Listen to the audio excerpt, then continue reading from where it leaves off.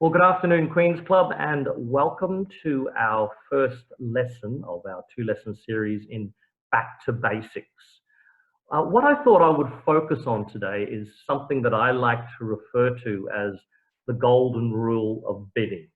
And the golden rule of bidding is all to do with whether you are bidding what we like to call an old suit versus what we would like to call a new suit in an auction. So let's define an old suit or a new suit. Let's define a new suit. A new suit is a suit that's never been bid before in an auction. If a suit's never been bid before in an auction, then that means that that bid is actually forcing upon partner. And if it's forcing upon partner, then it means that partner has to call. They must actually answer the call that you're making. And that means that if they have to answer the call you're making, then the bid that you're making should not have an upper limit to its number of high card points. So for example, an opening bid isn't forcing because the responder may not have enough high card points to bid. But after the opening bid is finished, any bid after that, if it's a new suit, that is a suit that's never been bid before, either by yourself or your partner, then that bid is forcing upon partner to make another call. So, for example, if you have a look at example number 1 there in the notes, I'll pop my little tiny little shiny annotation button here. I love to use it. It's a nice little highlighting button. There we go. Example number 1. So, if partner opens a club, when I first teach new players about this, they find it very interesting.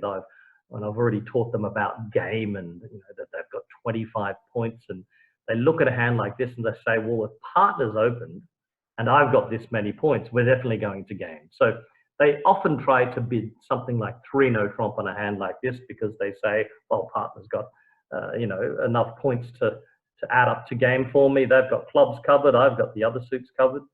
But as you all know, and we've all played bridge for quite a while, what bidding's really about is it's really about having some sort of conversation with partner. A bit like bidding a language. And I suggest in the notes earlier that I often hear players say that when I do make that comment that my partner and I are actually bidding two different or conversing in 2 different languages. So we try to give you the outline or the basics of the bidding, and then hopefully you and your partner can always come to some refined agreements. But hands such as example number 1, the reason that this golden rule of bidding applies here is so that you can bid 1 heart as a response on hand number 1, and partner won't pass you. And that's a really important step in bridge. Now, we all know that that is the case for the responder, but how often do we realize that those rules apply later on in an auction? So as they apply throughout the bidding, then we have to be able to maneuver our bids such that if we want partner to call again, we've got to make sure that we actually make a forcing bid upon partner. Now, the blanket rule that a new suit is 100% forcing, obviously in some situations isn't necessarily logical. Let's have a look at example 2 here. Partner opens 1 heart. You've got 6 points. You've got a good diamond suit. Well, but of course you can't actually respond 2 diamonds on this hand, because if you respond 2 diamonds on this hand, you would be kidding partner about the number of points that you have. 2 diamonds would promise at least 10 high card points. Well, you've only got 6. But the fact that you've got 6 high card points means you must respond to partner's opening bid. Well, you can't support partner's suit as you've got no fit. And the only choice that you could possibly make is a bid at the 1 level. Well, you don't have 4 spades, but you could respond 1 no trump. In fact, you should. And there's that 1 no trump response that we like to bring up time and time again. And why we also like to call that bid the bid of last resort, meaning that it's never a perfect bid. It never describes your hand perfectly, because a 1 no trump response can be made up of an enormous number of different hands. It can be made up of hands with singletons and 6 card suits. And it can be made up of hands that are particularly or straightforward and balanced. So that one no trump response, as you would make here in example 2, what it does though is it does one crucial thing, and that is it limits your high card point value. You are known to partner now to have only 6 to 9 high card points. So in example 2, or the hand in question, partner's opened a heart, you've responded one no trump, and partner's next call is 2 clubs. The partner's giving you a choice between hearts and clubs. They've got 5 hearts at least, and they've got 4 clubs at least. But the truth is that you'd much rather play this hand in 2 diamonds. Now, if you bid two diamonds here, you would be bidding a new suit. And if you're bidding a new suit, what will partner expect from you? Well, some of you are probably thinking, well, new suits mean that the bid is forcing. Well, in this instance, of course, logically, it isn't forcing. Why? Because it has an upper limit to its point range. You've already limited your hand. So the idea that new suits are forcing will, of course, only be the case if you're bidding new suits as you go along. So, for example, let me pop something up on the board here. If an auction had gone 1 diamond, 1 spade, 2 diamonds, 2 hearts. Now, this by responder is a new suit. 1 spade was a new suit, 2 diamonds was not a new suit. That was an old suit. But the 2 heart bid here is a new suit again. This bid by the responder is a forcing bid. Now, this hand necessarily isn't promising a big hand, but it is saying to partner, I want you to call again. I know you've based your hand on your long diamond suit and your minimum values, but because I've changed the suit, you have to call another time. Okay, so this is a classic example of the 1 spade bid was 6 plus, but there's still, by changing the suit, you still haven't limited your hand. Yeah, the hand probably won't be a 6-point hand. Of course, it'll probably be more than that to have called for a second time, opposite what was a limited bid. But the point is that the 2 heart bid has no upper limit. And until you actually show an upper limit, then any new suit becomes forcing upon partner to call. Everyone, as I said, feel free to ask questions as we go along. Pop that back, pardon me. Pop that back there, go back to our notes. And go back to example number 3, when we start talking about old suits. An old suit is any suit that has previously been bid in the auction by yourself or your partner.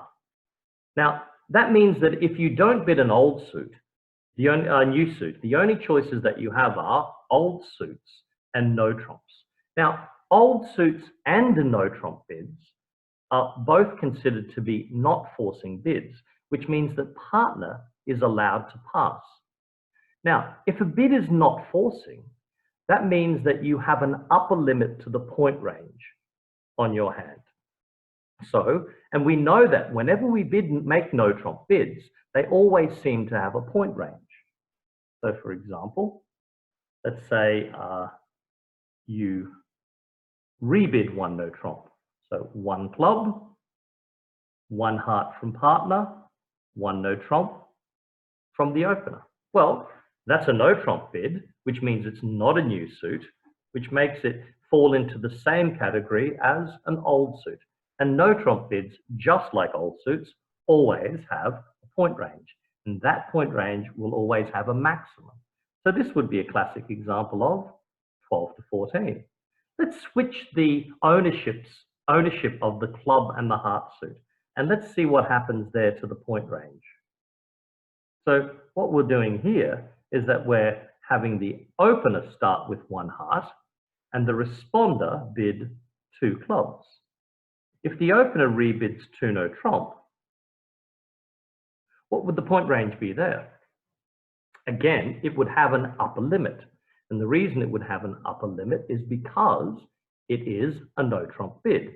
So it doesn't fall into the category of a new suit, of course. It's in the category of old suits and no trumps. And always these bids have a minimum and a maximum point range. So in this instance, any thoughts? Is it 18-19? Is it 15-17? Is it 12-14? Anyone have any input here for me? I'd love to hear what people think about this point range. Well, I'm going to let you know. Any minimum no trump bid, and when I say minimum, whenever you rebid no trumps at the same level that your partner has responded in their suit, it always promises a minimum hand.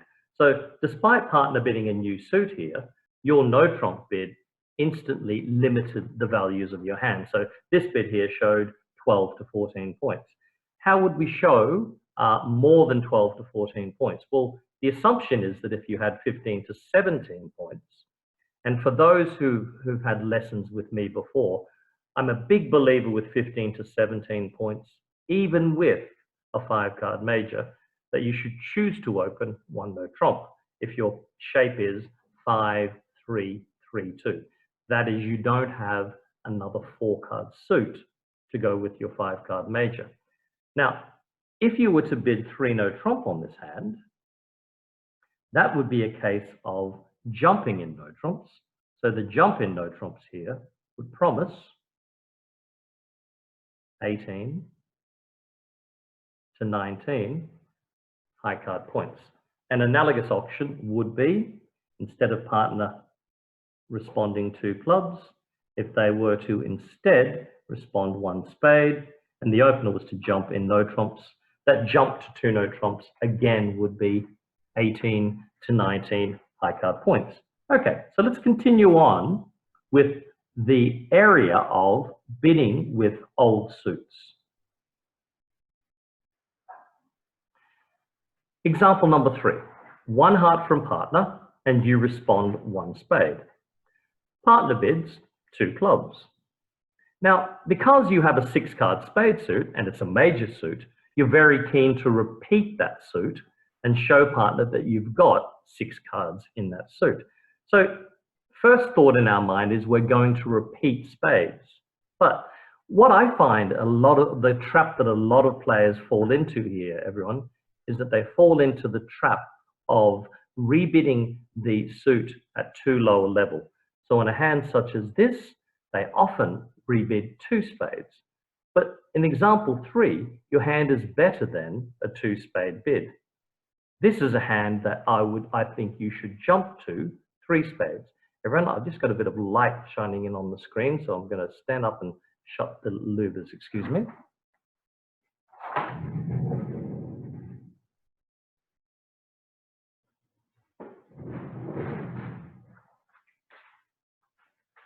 Much better. Sorry about that. So example 3 here, the hand is too good for a rebid of 2 spades. It needs to have a jump to 3 spades. So what we're finding now is that whenever we do mention an old suit, then it will have a minimum and a maximum point range. So we start to find that hands fall into tables where certain bids show certain numbers of points, depending upon whether you as the opener or as the responder make a minimum rebid or a jump rebid. Have a look at example number 4. Partner opens 1 diamond, you respond 1 spade, and partner rebids 2 clubs. That means that partner's got 5 diamonds and 4 clubs, and they're not promising you anything more than a minimum hand. Well, let's discuss that 2 club bid. Well, that 2 club is actually quite wide-ranging. It could be a very, very minimal opening hand, right up to about 17 points. So you can see why it's quite important to play a new suit as forcing. There is the odd example where you may pass partner in a new suit, but it would be very rare, and it would never occur if it was the responder who bid a new suit. Occasionally, the opener's new suit could be passed if the responder had, let's say, 6 points, or they'd stretched on 5 points to make some sort of call. So in this instance, we definitely wish to show partner our diamond support. Partner's got 5, you've got 4. But a bid of 2 diamonds would not do justice to the hand. So what we have to do on a hand like this is that we have to jump to 3 diamonds. So I can hear a lot of you thinking, well, how do we know it's exactly 10 to 12? How do we know it's not a hand that's good enough to go to game? And this is where a table that I really love to use comes in. And it's called the Midi MAXI table. And with that Midi MAXI table, then whenever a player makes a bid that is not a new suit, so if that bid is either an old suit or a no trump bid, then each one of these bids has a minimum and a maximum point range. So let's look at the table. The opener and the responder. So if it was the opener making a mini bid, then their point range would be around 12 to 14. If it was the responder making a mini bid, then that point range would be around about 6 to 9. So let's look at some examples of how that would work. Let's look at the responder's mini hands. For example, an auction goes 1 club, 1 heart, 1 spade, 1 no trump. So this is a case of the responder making a minimum bid in no trumps. Yeah. Well, first of all, no trumps are not forcing because they're not a new suit. If that's the case and you bid no trumps at the lowest level, then the 1 no trump bid here should be equivalent to a mini in the Midi MAXI table. So what would that point range be? 6 to 9. If the responder held 10 to 12 points, then the bid that would coincide with that 10 to 12 high card point range would be a jump in no trumps. So that would be a bid of 2 no trump. And if the responder felt that no trumps was definitely the right place to go, and they had the points for game, and they wished to bid 3 no trump, then they would of course need to have sufficient points to be able to bid game. So that's where the table, or the Midi MAXI table, kicks in. How else would that work, let's say, for example, with high card point ranges? Well, let's think about when we first learned to play bridge and we played simple limit raises. So if we played limit raises, then with basic limit raises, and not playing anything fancy such as Bergen raises or anything like that, if we played simple raises, then an auction might go 1 heart, 2 hearts. Well, that's mini by the responder. That is 6 to 9. Whereas an auction that goes 1 heart, 3 hearts in the classic sense of limit raises, that would be 10 to 12. Yeah. Now, how do you recognize those points? Well, how you recognize the points is dependent upon whether partner makes a non-jump bid, whether partner makes a jump bid, or whether partner makes a double jump bid. Now, notice how I mention the terms no trumps, rebids, and raises. Well, let's talk about those terms. No trumps we all know about, of course, but the other 2 terms, rebids and raises. Well, a rebid is simply a case of a player, whether it is the opener or the responder, repeating their own suit. Yeah, rebid's like a repeat. So you can it says that here in the notes here. Rebid means to repeat your own suit. A raise means to raise partner's suit. So let's look at those examples. To repeat your own suit, the bidding may go 1 heart, 1 spade from responder, 3 hearts from the opener.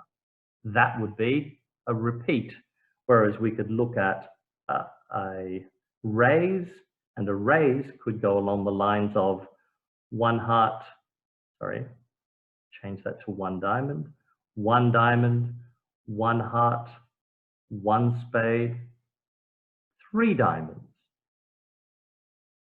That, everyone, would be a raise. And it wouldn't matter if the auction went 1 diamond, 1 heart, 1 spade, 3 diamonds. It would show exactly the same number of points as if the auction went 1 diamond, 3 diamonds. The difference between those two auctions is not the points, but it's the fact that the responder in the top example here has actually had the need to show a 4-card major on the side. But you'll notice when you go back to the description of how you recognize these bids in the Midi MAXI table, and the way you recognize them is by the definition of whether they are a non-jump bid, a jump bid, or in some cases, a double jump bid. The most common are the top 2. It's the same for the opener. Well, let's look at, again, a few more examples of raises. And let's look at the auction going 1 diamond, 1 heart, 1 spade, 2 diamonds. That here is a raise. And that would be exactly the same as bidding 1 diamond, 2 diamonds. We didn't jump. Again, there's a slight difference in an auction such as this. If the opener was to bid 2 clubs and the responder was to bid 2 diamonds, the point ranges for the responder in both of those auctions is exactly the same. And the point range would be a mini point range of 6 to 9. Any thoughts about what's the inference that we can take from responder on both of those auctions? It's not the points that's different when the responder bids 2 diamonds in each of those auctions. It's actually the number of diamonds. So on the bottom auction here, the responder wasn't forced to raise partner's diamond suit. They raised them freely. But in the auction up here, there's a chance that the responder actually may simply be showing preference for partner's 2 suits, which means that the responder's diamond suit here in the second auction may not be real. Yeah, it may not be 4-card support. It could be 3. In fact, on some hands, it could even be 2. Let me show you an example of how that would work, even with 2 cards. So if you were the responder, partner opened a diamond, and this was your hand. Say you've got queen 5 times, ace 4 times, or 3 times, let's say, queen and another one, and 3 baby cards here in clubs. On this hand, you respond 1 spade. Partner's next bid is 2 clubs. How would you rebid that hand? Well, repeating the quite poor 5-card spade suit would not be top of my list, most definitely not. And in fact, as I mentioned earlier, for those who have had lessons with me in the past, repeating suits with less than 6 cards tends to be a bit of a no-no. Most especially, you wouldn't do so if partners bid 2 different suits. It's possible you could if partner had rebid no trumps, because there's every chance that partner's no trump rebid would promise at least 2 cards in your suit, perhaps 3. So in this instance here, I have to make a choice as to whether I would prefer partner's 5-card diamond suit to partner's 4-card club suit. Any thoughts? Would you prefer to play in the 5-2 fit, or would you prefer to play in the 4-3 fit? And if so, why? Or which is better, 5-2 or 4-3? And think about that when you're playing, think about when you're thinking of an answer now, cast your mind back to when you're a declarer. Yeah? Should I be playing in a 5-2 fit or should I be playing in a 4-3 fit? Which one often is the best for your side? Any thoughts? I'd love to hear an answer from somebody. I won't tell anyone. Well, the best fit, everyone, is a 5-2 fit rather than a 4-3 fit. And the reason behind that is if they're both 7-card fits and the opponents lead their suit and force declarer to trump in early, at least if they started with 5 trumps, they would be down to 4. But imagine if you were forced to trump in early when you had a 4-3 fit. So the difference would be a 5-2 fit versus a 4-3 fit. If you trumped in early with a 5-2 fit, you'd be down to 4 trumps. But if you trumped in early with a 4-3 fit, you'd be down to a 3-3 trump fit.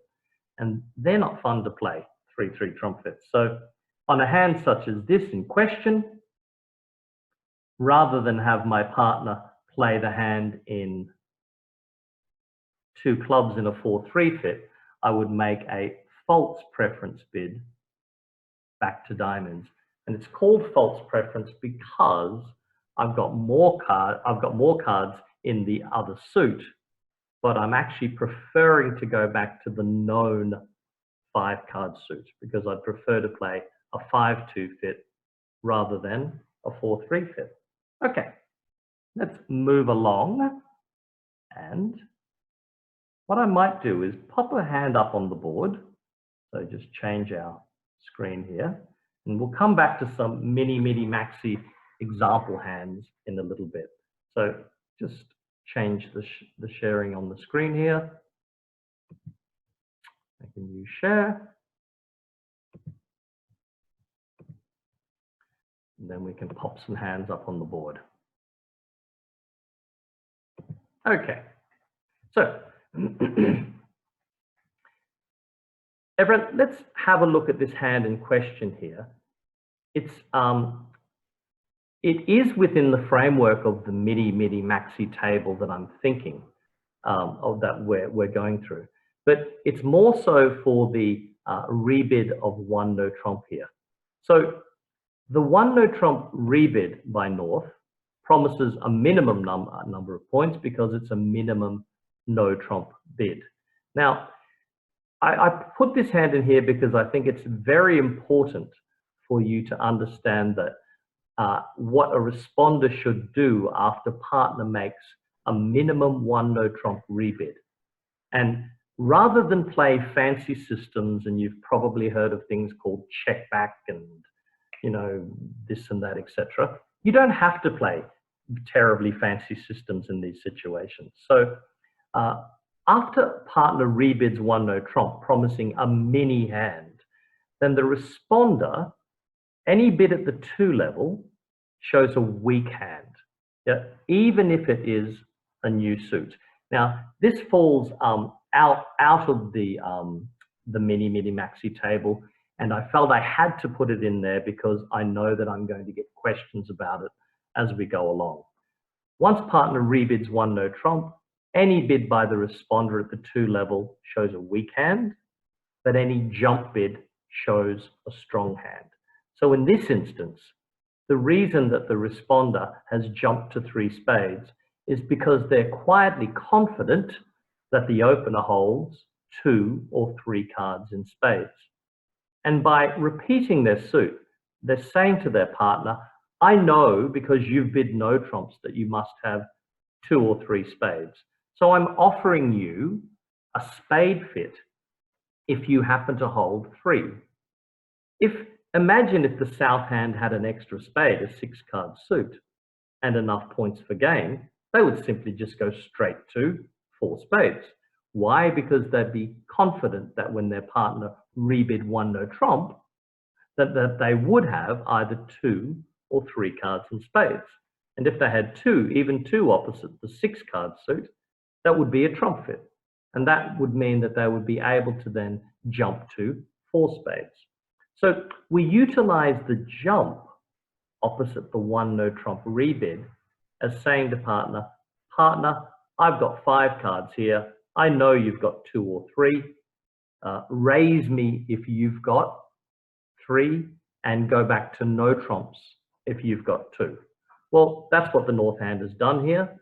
They've simply gone back to 3 no trump because they knew that you would actually stay in spades if you had 6. That is, you would have taken a plunge to 4 spades holding a 6-card suit. They know this repeat here promises precisely 5. So we've landed in 3 no trump and we've got an opening lead of the Queen of Hearts. Okay, everyone, I would like some input now as to how we would declare this hand. One of the most important things about no trump play is that you should always look to establish suits where your side, or that is between you, declarer, and dummy, that you hold at least 7 cards. Now, let's have a look at the number of cards in each one of the suits. In spades, you've got 2 here and 5 here. That's 7. In hearts, you've got 4 here and 2 here. That's 6. So if it's 6 cards, I will choose not to play that suit, unless, of course, I'm forced by the opponents to play it, as in the opening lead. In diamonds here, you've got 4 opposite 2, so that's 6. That's not a suit I'm going to play either. But clubs, you do have 4 opposite 3. We could play clubs. So everyone, we could play clubs on this hand. We could play spades on this hand.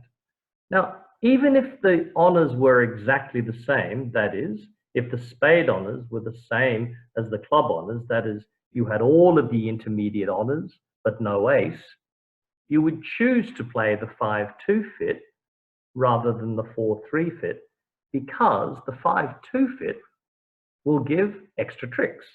So in this instance, the plan is to win the lead and immediately start to establish the spade suit. So when you win the first trick, everyone, which spade should you play from your hand? The jack or the 4? Any thoughts? Love to hear some thoughts as to whether you should play the jack or the 4. And why? Jack, thank you, Diana. And Diana, you are correct. And why? Why would you play the jack rather than the 4? It's all about, everyone, it's all about making sure that you don't block the suit.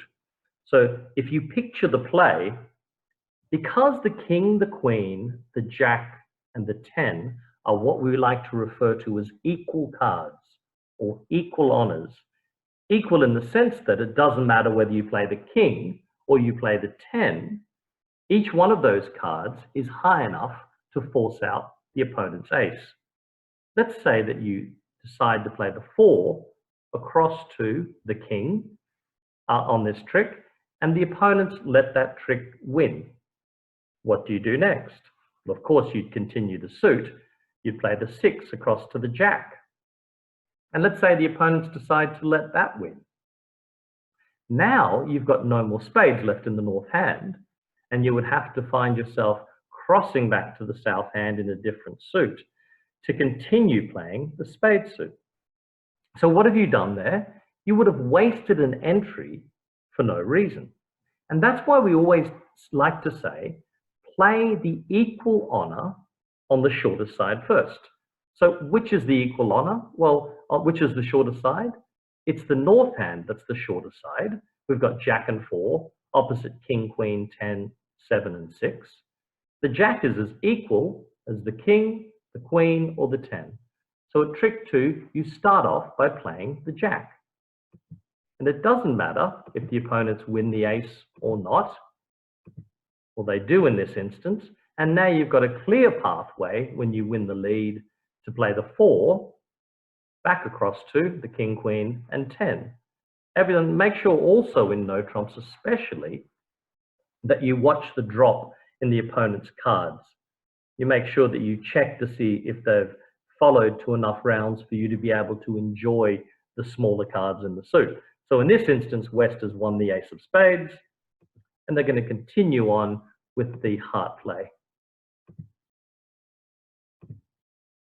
So you win the ace of hearts, and you play the four of spades. And now you're in the long hand to run the suit. So you win the king of spades, cash the queen of spades, and the opponents followed to the first two rounds, which means that the suit broke 4-2. I hope you all noticed that, which means the 10 of spades can now draw out the final spade in the opponent's hands. And now the 7 of spades is a winner. Let's take our top two diamonds, followed by our top two clubs. But unfortunately, the opponents have kept the right cards. But still, 10 tricks, pretty good result. Shall we try another hand along the similar lines? And here we go again. This time we're going to show you the responding hand. So partners opened, that is South has opened with one spade. West has passed, and it's now North's choice. For a hand such as this, rather than make a bid such as 3-no trump, presuming I know what the correct contract is, I'm very happy simply to change the suit. That is, I'm happy to bid a new suit. If you have two suits that are possible choices, then you should choose to bid the lower or the cheaper of the two suits. So when I say bid the lower of the two four-card suits, that is, when I say bid the lower of the two four-card suits, the saying is higher of fives, lower of fours. It actually should be higher of fives, cheaper of fours. Why? Because it's possible to have hands where players get confused. Your partner opens one heart, and this is your hand as the responder. You've got ace to 4, too small, ace to 3, and king queen to 4. Often players remember the saying lower of fours, and they say, well, the clubs are lower than the spades, therefore I'm going to bid that. Well, that's actually not right. Of course, you should be responding one spade. The saying should be higher of fives, cheaper of fours. So what is cheaper than responding two clubs? On the, oh, sorry, everyone, you can't see that. I'm showing you a hand that you can't see. Let me just quickly do the new share here. I was a step ahead of myself.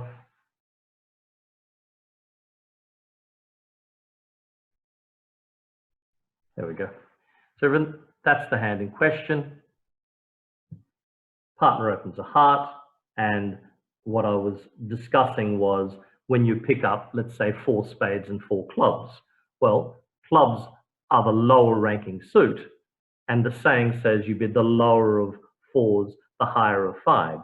But the truth is that the spade suit, or a bid of one spade, is cheaper than a bid of 2 clubs.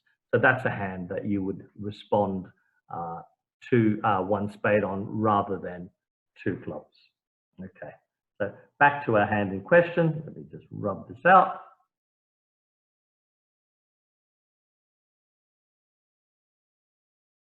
And let's pop our hand back on. There we go.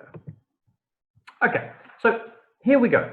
We've got 9, 10, 14 points. We're definitely going to go to game. We respond 2 clubs to partner's opening bid of 1 spade, and partner rebids 2-no trump. Well, now, if partner rebids 2-no trump, that is at the same level that you've responded at. Everyone, so that 2-no trump rebid promises a minimum hand. Minimum bid, minimum hand. So partner's point range would be mini. That is a minimum hand, and the mini point range for the opener is 12 to 14 points.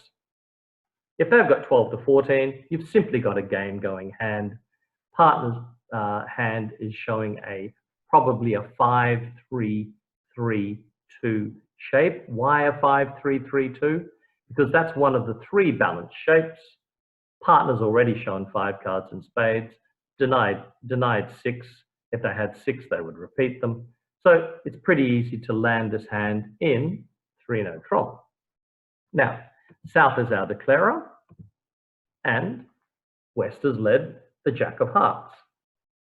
So everyone, can you recall what we discussed when we were looking at declaring the previous hand? Well, the opponents have again gotten off to a lead in their best suit, which means that you can stop the heart suit twice, but once the opponents get in for a second time, yeah, meaning that you can afford to lose the lead once, but if you lose the lead for a second time, then their heart suit will be high. If that's the case, which suit should you be playing first? Clubs, diamonds, or spades? And why? Any thoughts? Clubs, diamonds, or spades? Everyone? Now they're all 7-card fits. 7 spades, 5-2, 7 diamonds, 4-3, and 7 clubs, 4-3. One of the most important aspects of no trump play, everyone, in the early days when we're taught to play bridge, we're always taught to play our longest suit first. Yep. Now, one of the things that you will find with no trump play is that it's not so much about playing our longest suit or our best suit first. It's really about developing tricks in our suits so that we can bundle the suits up together and then try and get to enough tricks for our contract. So in all honesty, our best suit in some respects is the club suit. It's got the ace, the king, and the queen. Both the spade suit and the diamond suit is missing the ace. But once you start playing the club suit, you'll find that you don't have what we call transport back and forth between the two hands.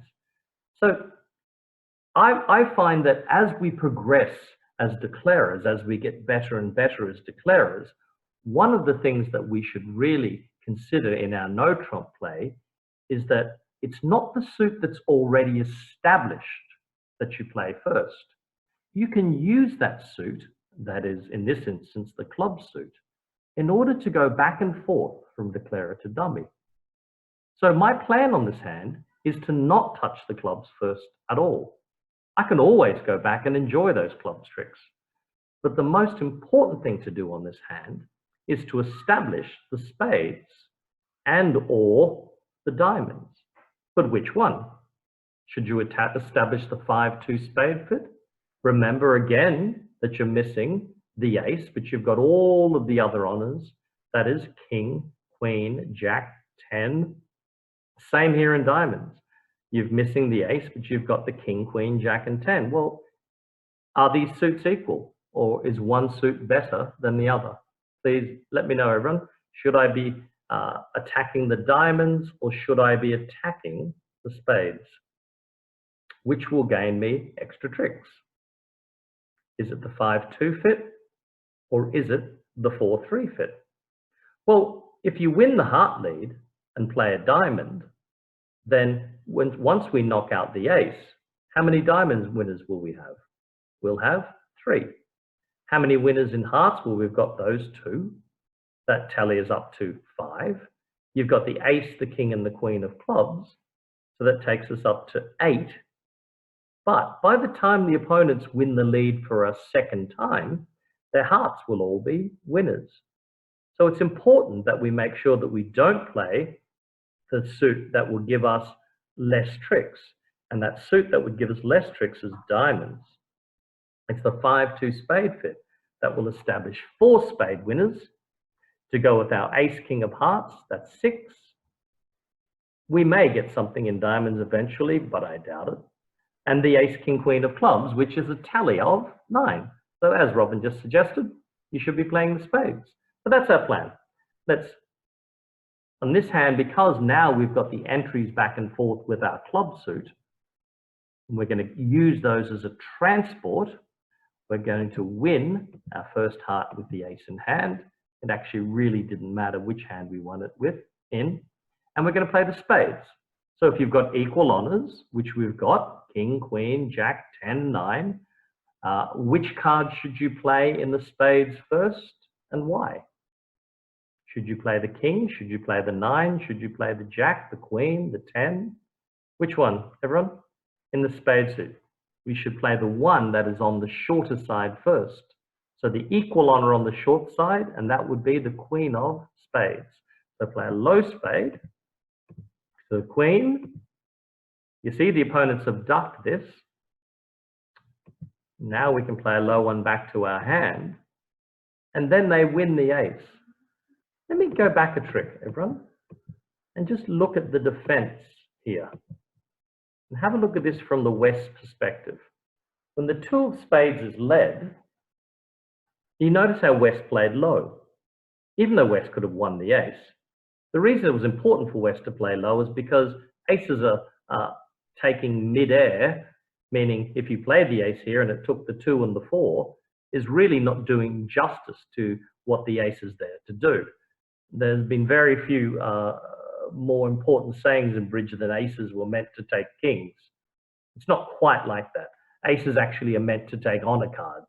So in this instance, that's why West ducks with the ace, queen wins, and now when de Clara plays another card back to the king, West can happily win with the ace. Because you can picture that if South didn't hold the jack or the 10, then it would be important for them to not make winners out of both the queen and the king. So back to de Clara. The spade suit is now high, so the opponents continue on with another heart. You win the king. And now you can see the value of keeping our clubs, everyone, can't you?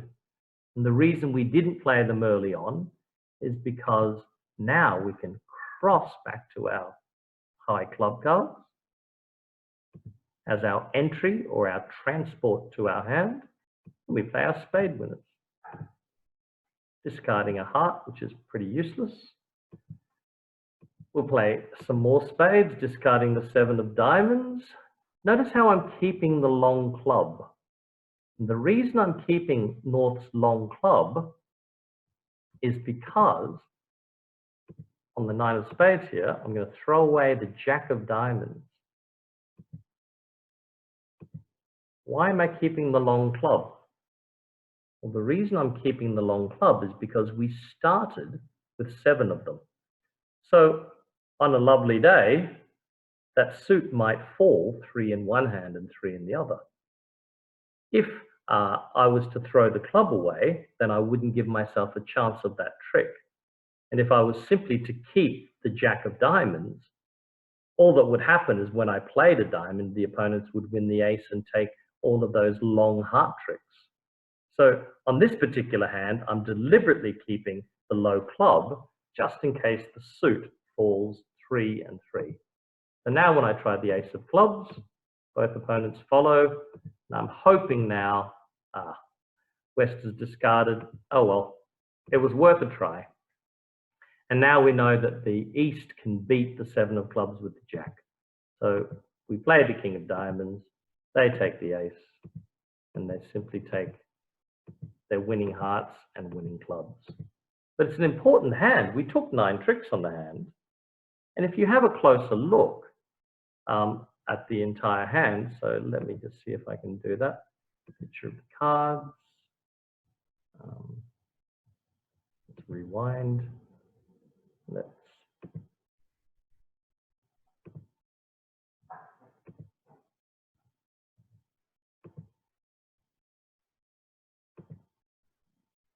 okay, can't show you the whole hand. But if we looked at the entire hand, what would have happened if we had played the diamond suit before the heart suit is that the opponents, one of them had 5 hearts. So they would have set up 3 winning hearts, and they would have taken the ace of spades and the ace of diamonds. So they would have defeated us in 3-no trump had we chosen to play the diamond suit before playing the spade suit. And it was also an important decision too, to not play our clubs early. Why? Because if you look at the club suit, the way it's distributed, East had 4 of them. And if you play the clubs early and then subsequently lose the lead, it's possible that the opponents can take winners in a suit where you were attempting to cash the 13th card. All of these things in no trump play are actually really quite fascinating and particularly important too. Okay, everyone, let's go back to our notes.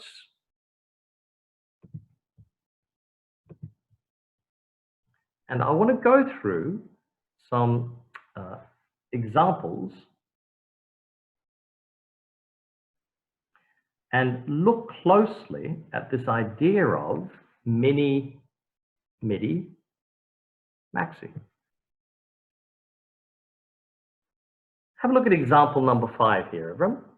And the 2 steps that we must take when utilizing the mini, Midi, MAXI table is to first establish whether it is relevant or not to the bid that is being made. And what are those 2 steps? Well, mini, Midi, MAXI table is only relevant if a player is either repeating, is either bidding an old suit or bidding no trumps. So mini, Midi, MAXI doesn't apply when the last bid suit or the last bid made was a new suit. So let's look at example 5. Put our little annotation tool on here. Example number 5.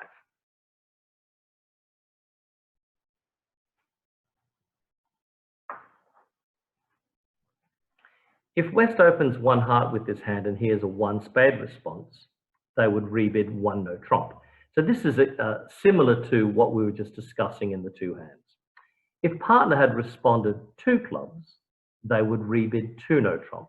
In both of these situations, they are no trump bids and they are non-jump bids, which makes those bids 12 to 14 high card points.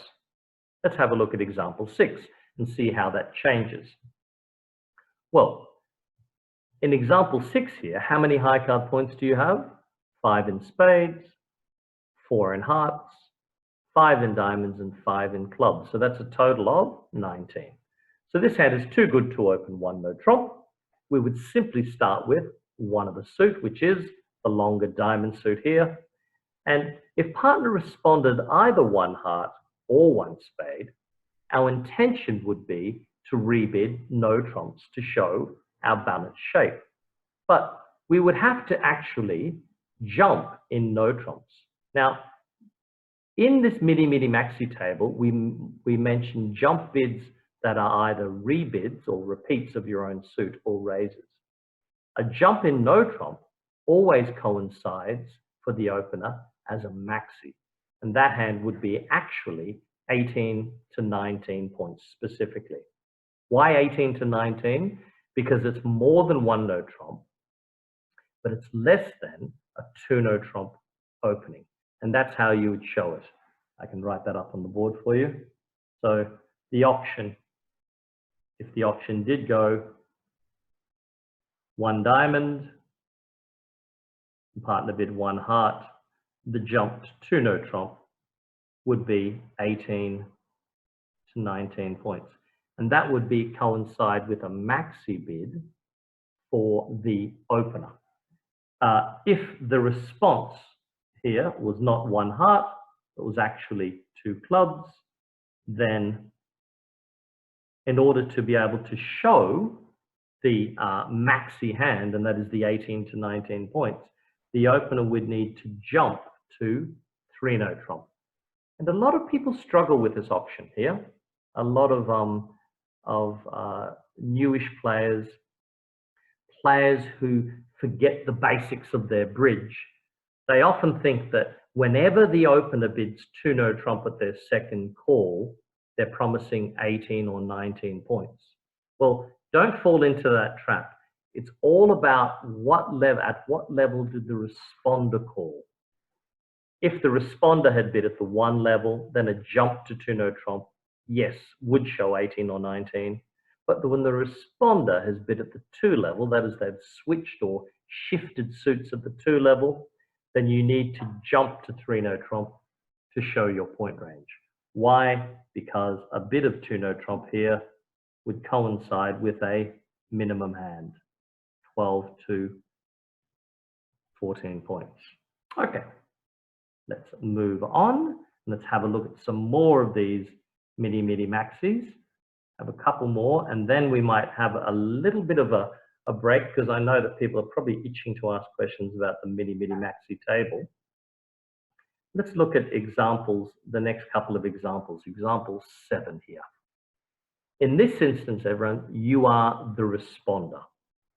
Your partner has opened 1 diamond, and you respond 1 heart. Partner's second bid is 1 spade. Now, how do you show your hand here? Well, you've got 11 high card points. Partner's promised diamonds and spades. You've got hearts and clubs. At this point in time, partner's not interested in your heart suit. In fact, they almost certainly aren't interested in your heart suit. You aren't interested in partner's spade suit, so a major suit fit is off the table. The only possible fit that you have here is in the diamond suit if partner's got 5 of them.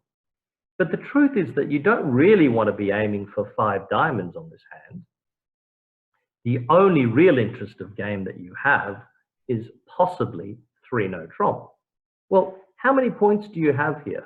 You've got 4, and 1 is 5, 3 for each king, so we've got 11. Your intention is to bid no trumps, and you are the responder.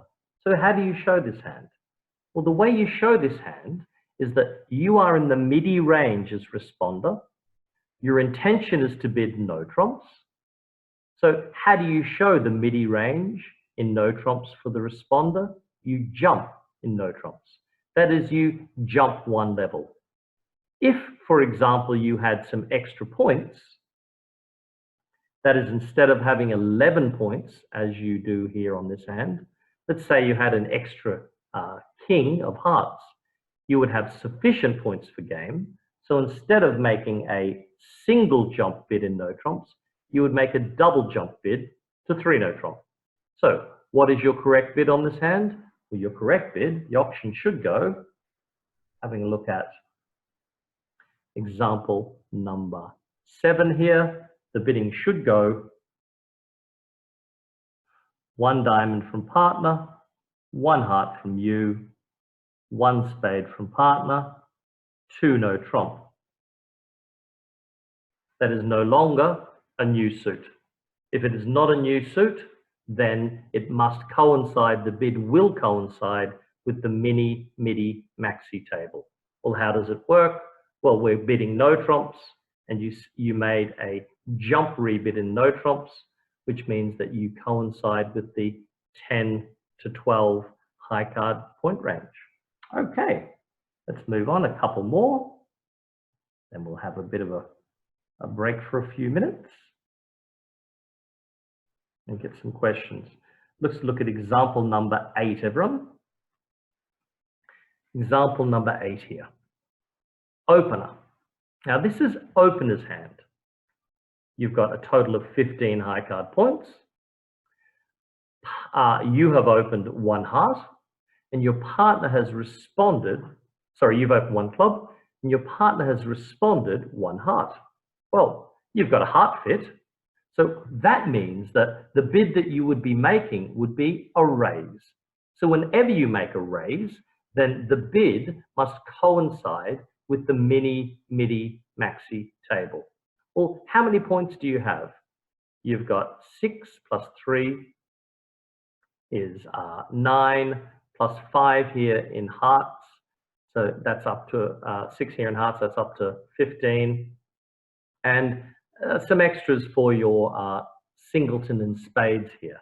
So this hand is borderline between a bid of 3 hearts and a bid of 4 hearts. I'm going to take the conservative approach on this hand, and I'm going to say that it's in the Midi range. And if it's in the Midi range, because I've got 15 to 17 points. How do I show the value of my hand? I do so by jumping in the suit. So I'm going to make a jump bid, and that is a jump raise of partner's suit. So with this particular hand, that is example number 8, my rebid would be 3 hearts. So let's just pop that on the board, show you how that works.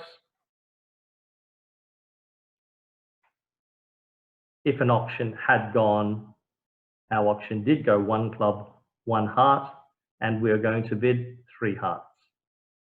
The choices would have been to bid 2 hearts or 4 hearts if we're going to raise partner's suit. Each one of these bids falls into the Midi maxi table. Why? Because each one of these bids are a raise of partner's suit. Therefore, how does it work? Well, the mini point range is 12 to 14. The Midi point range is 15 to 17. And the maxi point range is about 18 or more. So what do we have on example number 8? We had what looked like about a Midi hand. Therefore, we raised partner to 3 hearts. Everyone, I hope this is starting to sink in bit by bit, trying to recognize our partner's call or even our own call as to whether it is a new suit, or B, an old suit, and an old suit goes hand in hand with no trumps. Why? Because both old suits and no trumps always correspond or are always not forcing, and they always have a minimum and a maximum range. Let's have a look at just a couple more and then we'll have a quick little break. Have a look at a few auctions. And if the bidding had gone, for example, 1 diamond, 1 spade, 3 diamonds from the opener, what would be the difference between a 3 diamond bid by the opener here and perhaps a 2 diamond bid by the opener? Well, a 2 diamond bid and a 3 diamond bid, let's give ourselves a little bit of space here. 2 diamonds would be mini, 3 diamonds would be Midi. Now, an interesting point to note, everyone, is that if you had a maxi hand as the opener and your intention was to rebid your own suit, then you can't make a double jump because that would take you to the 4 level. And you should never make a double jump in your own suit. You can make a double jump in when raising partner's suit, but not when repeating your own suit. So what's the difference here? Well, the difference would be simply points. 2 diamonds would be a mini bid, 12 to 14, and 3 diamonds would be a Midi bid, that is 15 to 17 high card points. Let's have a look at a couple more examples. I'll give you, rather than give you the problem, I will give you the auction, and I want you to work out what I'm showing. So for example, the bidding has gone 1 diamond, 1 heart, 1 spade, 4 spades. So what can the opener play the responder for on this auction? Remember, how do we recognize whether it's in the Midi maxi table? Well, it's not a new suit for the 4 spade bid. It is a raise of partner's suit. So if it's a raise of partner's suit, then it must fit in to the Midi maxi table. If you were the opener and you had a hand such as this,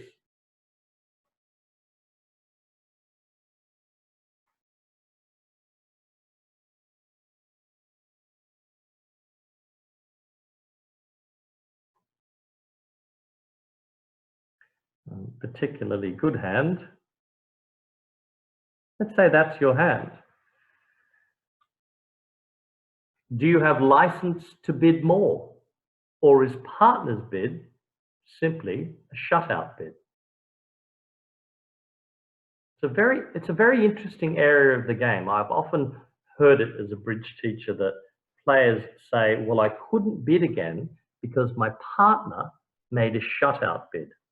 Well, a shutout bid is only ever such a thing when the last bid by partner when the last bid that you have made was limited. So let me ask you this question.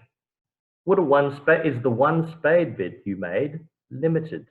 No, it's not. It's not limited. It had no upper limit. Why? Because it was a new suit.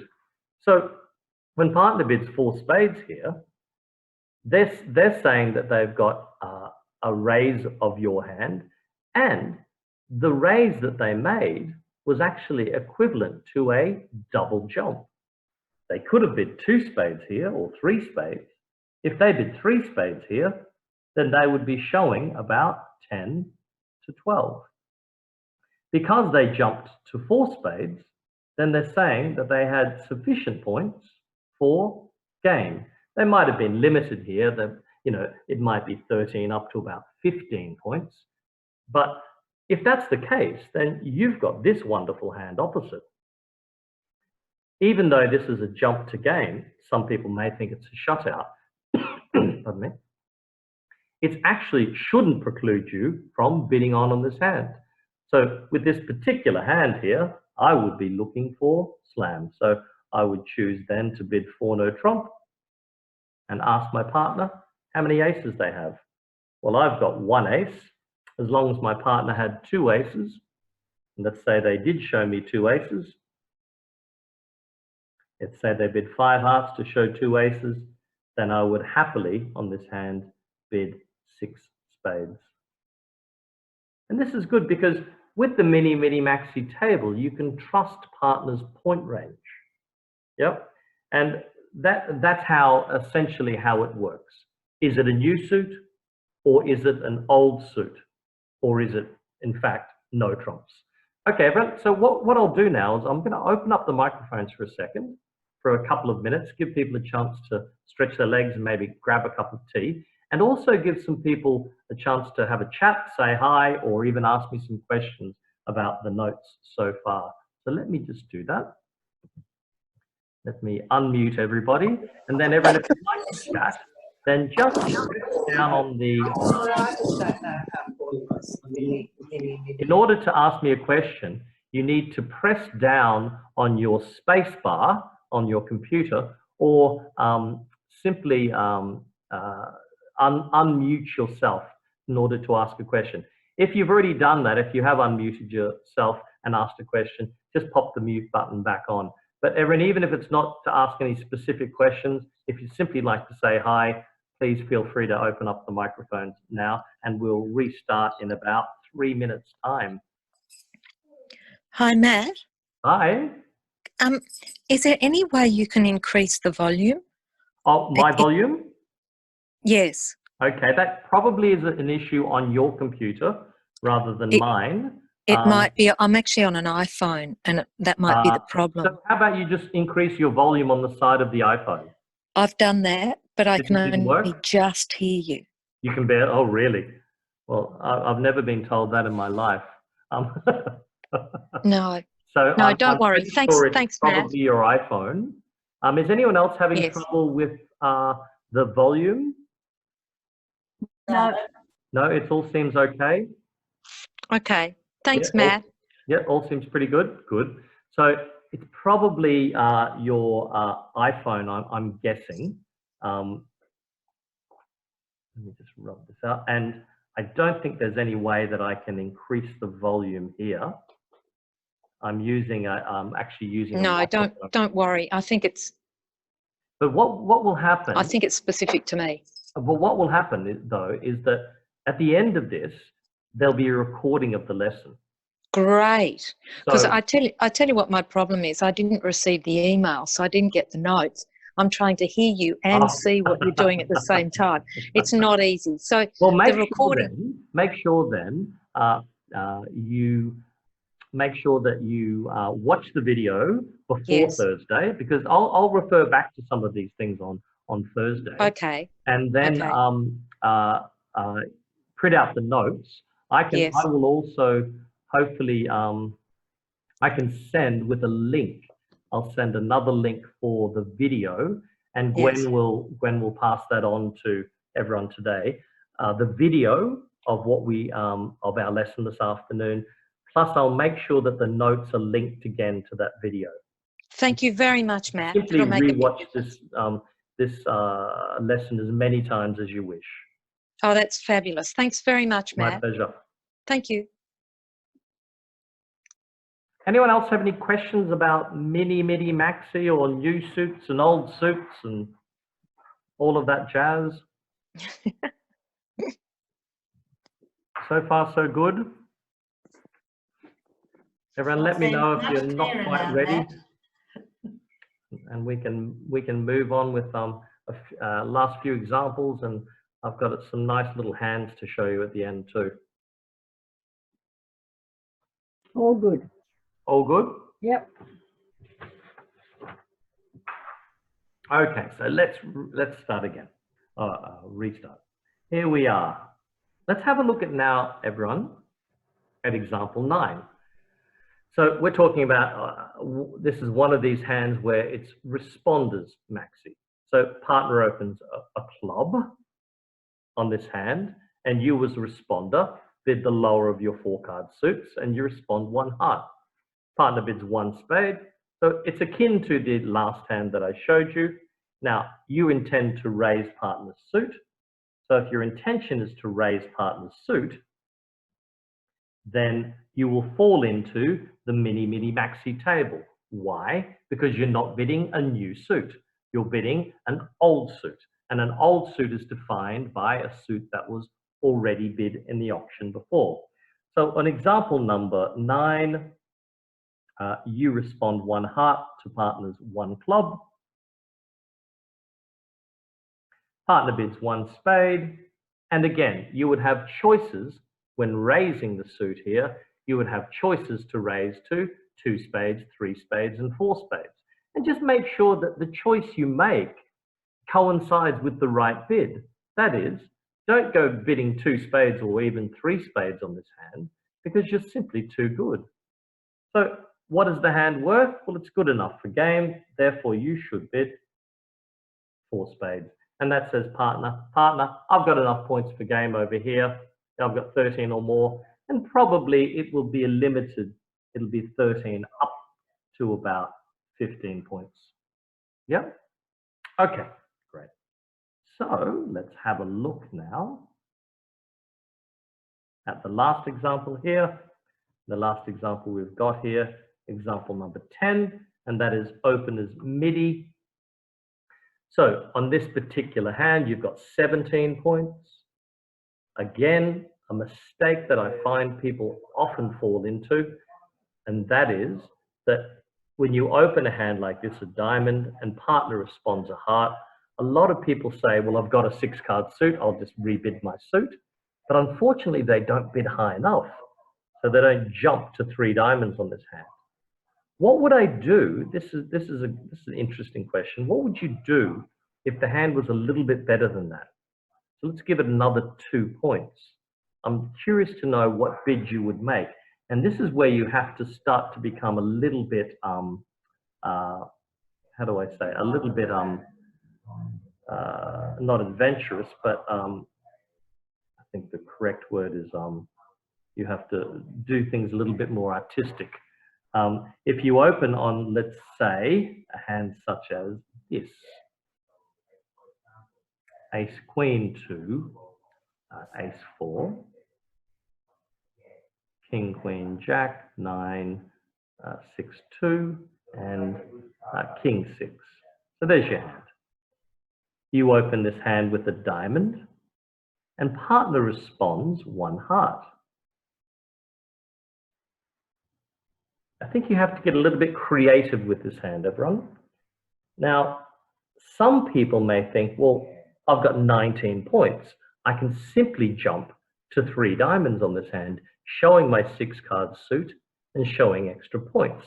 But when they do bid 3 diamonds on a hand like this, it's not uncommon for their partner to pass. And suddenly now they look, they've got a bit of egg on their face because they've got 19 points and partner sitting over there with 6 or 7 points and thought you were limited to 17 points. So can anyone give me some thoughts about, or a creative thought about how you should rebid on this hand? There's no other 4-card suit to bid. Yep. I think you might have to tell a slight fib on the hand. And the slight fib you might tell is that you might suppress, thank you, Jane, great. Somebody's come up with exactly the right bid, and that is 2-no trump. Well done. So 2-no trump bid, everyone, would be a slight lie because partner thinks you're balanced. But what a 2-no trump bid does here is it shows partner that you've got the correct or the applicable point range. So a 2-no trump bid here would say to partner, I've got 18 or 19 points. Yep. Now, a quick question, everyone. Is this 2-no trump bid a forcing call? Does anyone think that as responder, you should ever be allowed to pass an auction that goes one of the suit, 2-no trump? Any thoughts about that? I can tell you that it's a bad idea to be passing a jump rebid of 2-no trump. Why? Because partner's essentially saying to you, I've heard you've got 6+. Consider when I jump in no trumps that we've got sufficient points for game. So once this auction occurs, every bid after this means that we cannot stop short of game. So that's another one of those situations. Very early in the lesson, I gave you an exception as to when a new suit is non-forcing. Now I'm going to give you an exception as to when an old suit is forcing. And an old suit is forcing, of course, when you've already shown enough points for game. So how would that work? A bit of 3 hearts here, everyone would say, partner, you choose between 3-no trump and 4 hearts. And this would specifically say, partner, I've got a 5-card heart suit because you've rebid no trumps, and that no trump rebid said, I'm balanced, which means you must have 2 or 3 cards in hearts. You won't have 4. And the reason you won't have 4 is because you would have raised me to 4 hearts with 4 cards in hearts and 18 or 19 points. So the 2-no trump bid said, partner, I've got 18 or 19 points and I'm balanced, or in this instance, a little bit of a fib. You've got a 6-card suit, but you're sort of semi-balanced. The 3-heart bid said, partner, okay, I hear you're balanced, but I'm going to show you an extra heart over here. And this is, again, as I said, an exception to the rule where an old suit is still forcing. But the logic is there. The reason it's forcing is because 2-no trump already forced our partnership to game. Akin to, everyone, you may remember when we looked at this example number 2 up here, and partner opened 1 heart, you responded 1-no trump, thereby limiting your point range. Partner bid 2 clubs, and on this hand in question, in example 2, I suggested you bid 2 diamonds. Well, that of course is a new suit, but it's not a forcing bid upon partner. Why? Because logic dictates that once you've limited your hand, that the bid of a new suit simply cannot be forcing. If partner's sitting over there with 13 or 14 or 15 points, they have every right to pass your 2 diamond bid because they know you are only 6 to 9 points. Okay, so let's have a look at some more hands.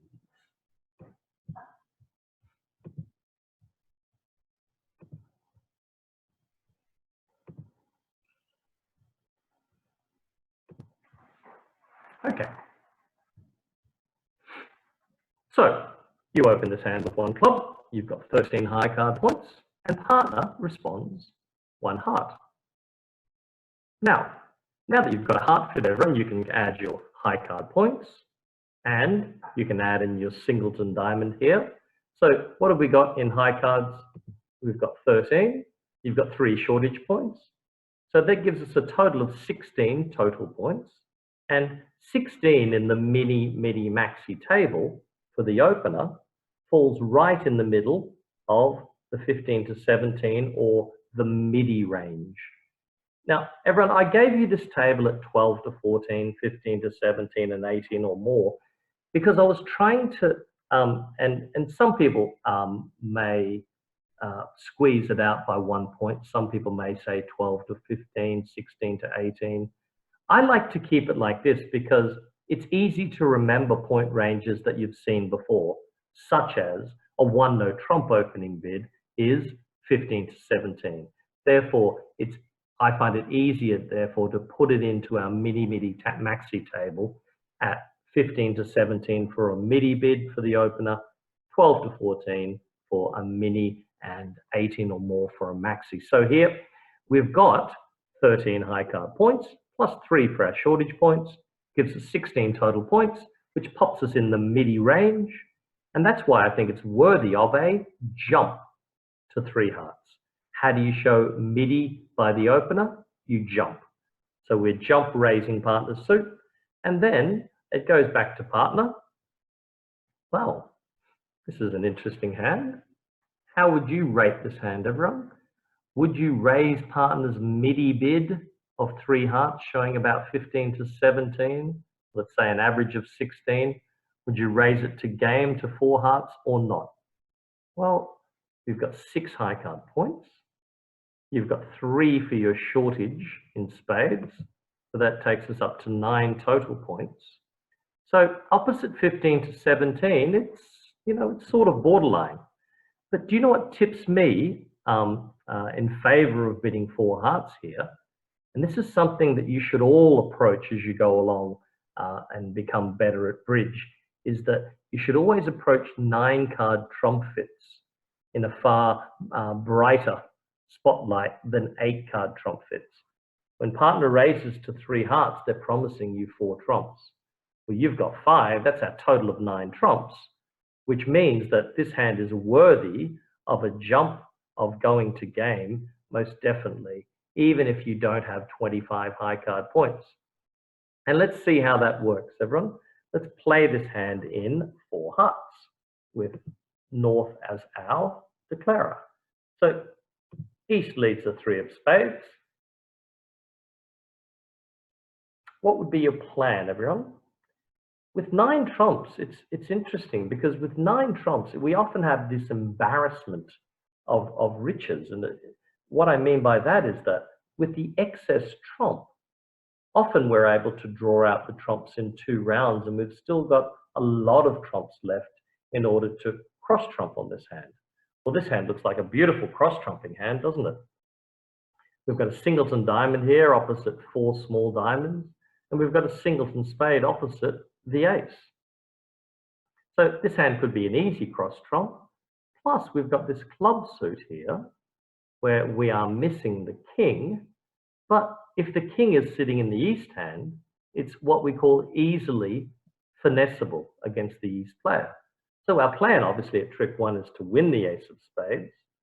And I don't think that we should shy away on this particular hand from simply drawing out the opponent's trumps. Let's hope they're not 4-0. So we start off with the king of hearts. So far, so good. So they haven't broken 4 in one hand and 0 in the other. So let's see where a second round of hearts can take us. Oh, what a beautiful world. So they've dropped 2-2. Now that very rarely happens to me. It only happens when I set them up like this. No, that's not quite true. Suits will break 2-2 about 40% of the time, everyone. So that's not bad odds. About 40% of the time, a suit will break or fall. 4 missing cards will fall to 2. So we've drawn out the opponent's trumps. That's good because we need to have these trumps over here to trump some diamonds. What should we do next now that we're in the north hand? What are your thoughts, everyone? Tell me which suit you would play next. Should we play a diamond and start cross-trumping this hand? Or should we do something else?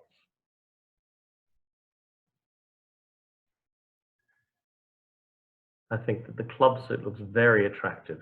We've got ace, queen, jack, 10, and 9, which means we're only missing the king. And if East has the king, then we can take some finesses through the East hand. So the best option here, I think, is to lead a high card from the north hand in clubs through east and tempt east to cover. So that's what I'm going to do. I'm going to lead the 10 of clubs. I could have led the queen, but the 10 of clubs means that I can stay in my hand on the next round of the suit quite easily. And when east plays low, I'm going to take a finesse for the hoped for king. Well, it looks like it's there. So I'm going to continue that finesse now by leading the queen and seeing if I can tempt east to cover or not. They play low. I'm also going to play low, and that also wins the trick. So now everyone, whilst I might have the 4 opposite the ace, of course, based on the play so far, east must hold the king. So nothing, it shouldn't stop me from taking another finesse through east, because when you play more and more duplicate bridge, one of the things that you discover is that over tricks actually will allow you to get better scores. I'm sure quite a number of you play duplicate, especially at the Queen's Club on a Friday.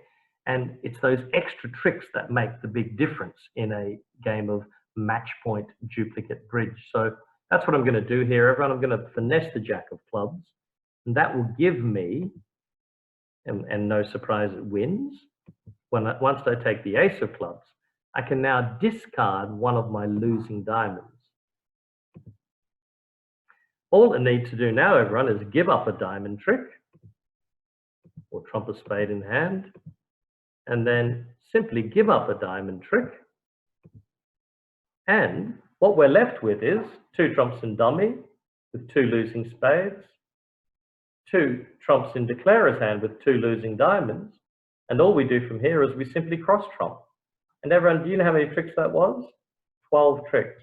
So let's rewind it and see if we can see all of the cards. There they are. There's all of the cards. There's all of the cards for the hand that we've just played. And if you look at this hand purely from the position of high card points, North has 6, South has 13, but due to the fact that we have a 9-card trump fit, B, we've got what we would call matching shortages. What does that mean? It means that in the hand that has a singleton, opposite partner's singleton, that's the singleton diamond here, the North hand has no wasted kings, queens, and jacks. An ace would never be wasted opposite a singleton. An ace would be a great card. But perhaps a king, queen, or a jack might be a wasted card opposite a singleton. And then here in spades, we've got the ace opposite the singleton, which is great news. We don't have the king or the queen, so that's not wasted. The jack's a bit of a wasted card here. Now, that means that on the hand in question, everything was perfect for us. The trumps dropped 2 and 2. The club finesse worked easily. And also, the hand fitted beautifully. So on a combined total of 19 high card points, we actually made enough tricks to have bid and made slam. Now, does anyone think that you could possibly ever bid slam on that? I don't think anybody could possibly bid slam on that. Not only do I think they couldn't, but I think if they did, something would be pretty wrong with their bidding. Having said all of that, if you're in 4 hearts, and you should get to 4 hearts on this hand, everyone, don't think that simply making your contract is good enough. Go for those over tricks, because once you get those over tricks, you'll improve your score. And making 12 tricks on this hand was entirely possible. Okay, let's move along. Here we go. This is Midi, MAXI in action again, everyone. You are the North hand here, and partner has opened the bidding with 1 diamond. Of course, you're going to bid 1 heart, which is a response in your 4-card major, to see if your partnership holds a trump fit in a major suit. Partner rebids 2 diamonds, confirming now, because they've gone down in order of suits, confirming that they've got 5 diamonds and 4 clubs. Well, your intention is to go back to the diamond suit to show partner a trump fit. Well, we're going to do that, but we've got to be careful here, because if we do that, we are bidding an old suit. And the moment you bid an old suit, then partner will expect you to have a maximum point range for your bid. And in fact, they'd probably expect you to have quite a specific point range. How many points do you have? 11. Yep. When I'm raising a minor, now everyone, this is actually quite an important point. Whenever you are raising a minor suit and you are inviting your partner to game, don't count doubletons or singletons or voids in your tally. The reason that you shouldn't count doubletons, singletons, or voids, shortage points, is because if partner accepts your invitation to game, then 9 times out of 10, that acceptance will be to a 3-no trump contract. So ask yourself this question: would that singleton, void, or doubleton be useful in no trumps? And the answer to that is obviously no. So if that's the case, then if you're going to invite partner to game in a minor suit, make sure that the point range that you promise is specifically high card points. In a major, of course, you can count your shortages. Why? Because in a major, you'll always end up in that major suit as the trump suit. But in a minor, there's every chance your partnership will end up in no trumps, and therefore any singletons that you've counted or doubletons or voids would not be useful in a no trump contract. Everyone, I hope that's a good point, and you take it on board. So on this particular hand, we've fallen into a old suit, which means that if we raise diamonds, then it would become a mini Midi MAXI situation. So a bid of 2 diamonds here would be a minimum number of diamonds, and that would be 6 to 9. So a jump to 3 diamonds by the responder using the Midi MAXI table would coincide with a Midi point range. And Midi for the responder is 10 to 12 high card points. Some people might actually go with 12 points, would go straight to game. It depends on whether their partner is what you would call an aggressive opener or not, meaning do they open the hand quite often with shapely 11 points. So 3 diamonds here would be Midi, promising 10 to 12 high card points. Well, the south hand has 14. Yep, pretty confident opposite 10 to 12 that game is on, and also reasonably confident that no trumps is the right suit to play in. The unbid suit, everyone, is diamonds, hearts, clubs have been bid. The unbid suit would be spades, and south would only bid 3-no trump if they had spades covered. Well, they do. In fact, ace, jack, and another is almost what you would call 1.5 stoppers. So south bids, accepts the invitation to game, and bids 3-no trump. West leads the king of spades. Okay, let's follow the play of this hand, everyone. Trick 1 is probably quite crucial to our success in 3-no trump on this particular hand. What are your thoughts about whether you should win the ace of spades at trick 1, or whether you should allow the king of spades to win the trick? Everyone, please, I'd love it if somebody gave me a suggestion here as to whether you should win or duck. I won't ask why. I'll explain why myself. I'm happy to explain that. but just give me your gut feeling. Do you think you should be winning the ace of spades or ducking? No. I suggested you should play the 6. Any other suggestions? Who thinks you should play the ace? I think win it. Any other thoughts, everyone? So strong. Any other thoughts as to whether you should play the ace or not? I think you should duck it. You think you should duck it? Okay, good. Everyone, I am going to open the microphones and allow people to make a comment here. That's great. You're such a well-behaved group. Sometimes I have groups of hundreds of people online, and if I open up the microphones, I get 400, 200 people talking at once. So it's lovely that you'd be very welcome to just press your space bar. Ducking is exactly the right choice. And it's the reason it's the right choice is because picture what would happen when we duck. Well, West is still on lead, aren't they? And if they lead another spade, it doesn't matter whether they lead the queen or a low one, you've got 2 spade tricks. If, however, you had not played the 6 here, but you'd played the ace, then you would leave your jack and your 6 exposed with the queen and another card or the queen sitting over the top. And if East won the lead, East would play a spade straight through your tenuous holding of the jack and the 6.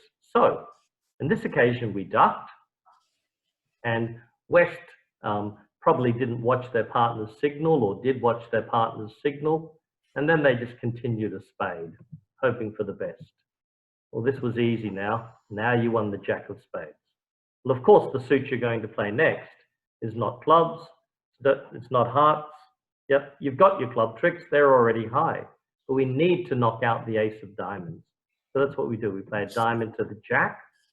Oh, and East has the ace of diamonds.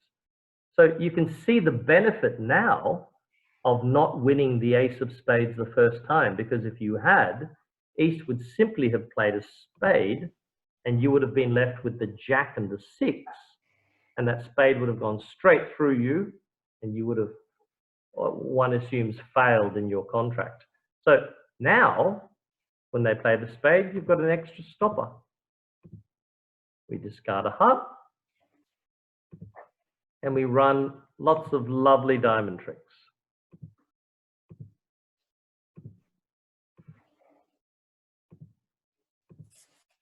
Oh, West has discarded their queen of spades. That's interesting. Why is West doing that? Well, let's play one more diamond and let's see what West has got here. Oh, I see why West has discarded the queen of spades. Can you see what's happened, everyone? Have a look at the West hand. West knows that you have 4 cards in clubs, which must include the ace to make up for your bid. Yep, they threw away their winning spade because they've got 4 cards in clubs here. And then if you have a look at dummy, poor old West is sitting underneath the ace, jack, and the 10 of hearts with the king and the queen. So what should West throw now? If they throw a heart away, then all of the hearts and dummy will become winners, won't they? So West is probably going to simply throw away a club and hope for the best. Well, now that they've thrown a club, all declarer has to do now is take their ace of hearts and then continue to play our high clubs. Remember, 1 club has already been thrown away. So that's 8 clubs have gone. The one that's been thrown away is 9. Dummy's club is 10.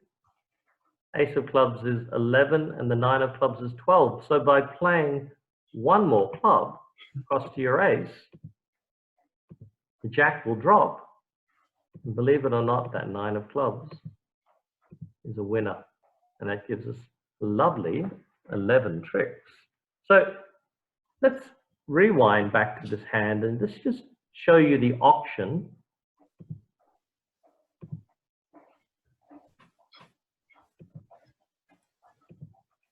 Let's show you the north-south hands. Pardon me.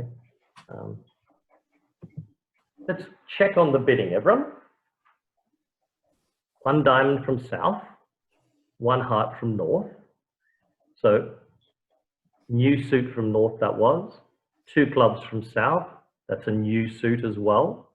And then north has to bid an old suit. And this is a common occurrence for the responder on their second bid, is that they often return to one of partner's suits, or, for example, they rebid their own suit. In this instance, they've returned to one of partner's suits, which means they're bidding an old suit. A bid of two diamonds would have shown a mini hand. And try to remember the table for mini, midi, maxi for both the opener and responder. The opener's three ranges are 12 to 14, 15 to 17, 18 or more. For the responder, we've got 6 to 9, 10 to 12, 13 or more. And these are not new, everyone, these point ranges, because you'll remember them from your earlier days of learning initial raises. One spade, two spades was 6 to 9 for responder. One spade, three spades was 10 to 12 for the responder. So these are all limit raises. So it's akin to this with the mini, midi, maxi table. North's got 11 points, which makes them a midi. And when they're a midi, then the way that they show a midi is by jumping, everyone. They jump to show midi point range. And that's what they did here. Midi, 10 to 12. Well, South says, well, opposite 10 to 12, I think I've got enough for game. If I've got enough for game, 14, what's the most likely game with a minor suit fit? You should always steer towards no trumps. So in this instance, South says, okay, well, I've got the unbid suit quite well covered, so I'm going to try 3 no trump on this particular hand. And the success was there.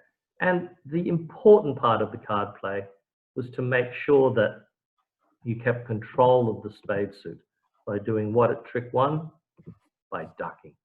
And that way, West was caught between a rock and a hard place.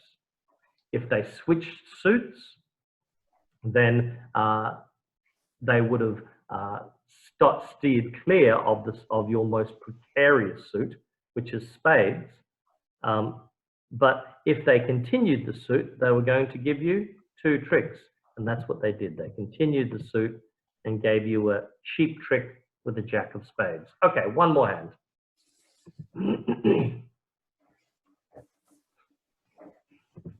Here we go. So, a classic, everyone, where both the opener and the responder showed a mini, midi, maxi, because both of them repeated their own suit. So, it started off with North opening 1 diamond and South responding 1 spade. Well, when the bidding came back to North, North wants to repeat their diamond suit because they've got 6 of them. And they want to show the applicable point range because they're bidding an old suit. So if they're bidding an old suit, the mini, midi, maxi table applies. So what would be applicable to a 14-point hand for the opener? That would be mini. And mini means do not jump. So great. 2 diamonds says, I won't jump in diamonds. I'll simply show a mini hand with my 6-card diamond suit, and partner will expect me to hold 12 to 14 points. Well, the bidding comes back to South, and South's got 11 points here, everyone. Now, opposite 12 to 14, we're sort of betwixt and between with the South hand. We're not quite good enough to go to game by ourselves, but we're too good to simply bid 2 spades and give up on game. So what should we do on the South hand? Well, we want to rebid the spade suit. That is, we want to repeat the spades to show 6 of them, because the major suit is the most likely game on this hand. And but we want to do justice to our hand's point range by choosing to rebid our suit at the right level. Well, how many points do we have? 11. Responder with 11 points is a Midi hand. So if it's a Midi hand, then how do we show it? Well, we don't rebid 2 spades. We make a jump rebid to 3 spades, showing a Midi hand. West passes, it comes back to North. Well, North knows you've shown a Midi, 10 to 12. They know you've shown 6 spades. Bingo, we've got a trump fit. And the North hand is 14, opposite your 10 to 12. Well, that looks good enough. You could possibly add in a few shortage points. So North should be raising to 4 spades. Okay. South's out declarer in 4 spades, and West leads the Jack of Hearts. Okay. The spade suit is an interesting suit, everyone. It's an interesting suit because we've got 8 of them, but we're actually missing 2 key honors. We're missing the king and the queen. Now, does anyone think we should, if we play the ace, then is it likely that one of those king or queen will fall under the ace? The odds are no, it's not likely. But there's another way to attack this suit, and that is to take finesses through the east hand. And if it turns out that the east hand has 1 or 2 of the missing honors, both honors, that is the king and the queen of spades, then it's likely that declarer will be able to limit the losers in that suit to 1. So that's going to be the plan. The plan is to win the ace of hearts and dummy and immediately lead the jack of spades through east. So let's try it. Jack of hearts, ace and dummy. And then we lead jack of spades and east plays low. Well, our plan, everyone, is to take 2 finesses. If this scenario happened, then we would play low and we would be fully prepared to lose to either the king or the queen, because the odds are that one of those cards will be in the east hand, or perhaps even both of those cards. So that's what we do. We finesse through them. We'd be terribly unlucky if both the king and the queen were in the west hand. That would be highly against the odds. So we lose to the queen, and West, bless their soul, continues with a heart, because West again wasn't watching their partner's signal, because their partner said to them, I didn't like your heart's partner, but West just plowed on and continued the suit. South won the king of hearts. And now we need, or the aim is to cross over to dummy to take a spade finesse again. Now, it would be a good idea to go to get the diamond suit established, because once we knock out the ace of diamonds, one of these long diamond honors will be good enough to be able to throw a potential losing club. So that's going to be our plan. It's twofold. It's to get across to dummy, yeah, by playing a diamond. We may not win the trick, but we may end up winning the next trick. So that's what we do. We play another diamond to the jack, and it loses to the ace. And East finally says, well, partner, you didn't listen to me. Now I'm going to play a club for our side, which you should have done the trick earlier. And declarer wins the ace of clubs and dummy. Well, go with the odds, everyone. You were really prepared, always prepared to take another spade finesse. So let's do it. When East plays low, you should take the second finesse. And this is what we call a double finesse. So we're finessing twice. We do that, and virtue is rewarded. The 10 of spades wins the trick. The ace of spades drops the other honor. And now, everyone, you play the carefully concealed queen of diamonds. And what do you do in dummy? Well, both the king and the 10 are winners. So you overtake with the king. You cash the winning 10 of diamonds. All the trumps are gone, by the way. And you throw away your losing club, and you take 11 tricks. Okay, everyone, that's everything today. I hope you've enjoyed it. I hope that there's been some things in there that you can take on board, most especially the whole idea of new suits and old suits and how the table of mini, midi, maxi applies. I would suggest to you that nearly every option that you can think of will fall in line with these midi, midi, maxi table or the idea of a new suit being forcing.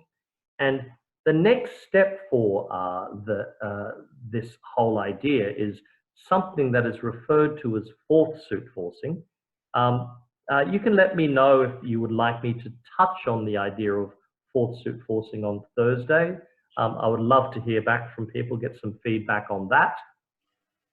Otherwise, we're going to plow ahead with our other back to basics lesson. We will actually have that lesson anyhow, but I thought we might be able to have a little bit of an additional thing popped onto the lesson just about the fourth suit forcing or the new suit forcing principle that we discussed today. Everyone, I'm going to open up the microphones, and if anyone would like to ask some questions, I'd really love to hear from people. For the others, that's where our lesson's going to finish. So let's open up. Yeah, I'll stop our recording.